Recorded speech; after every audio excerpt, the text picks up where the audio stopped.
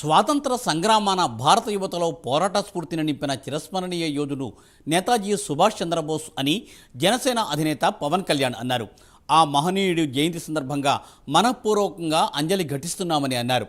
ఆజాద్ హింద్ ఫౌజ్ ద్వారా సైన్యాన్ని సిద్ధం చేసిన విధానం ఆయనలోని దేశభక్తిని, స్వాతంత్ర కాంక్షను, రణతంత్రాన్ని వెల్లడించిందని పవన్ కళ్యాణ్ గుర్తు చేశారు.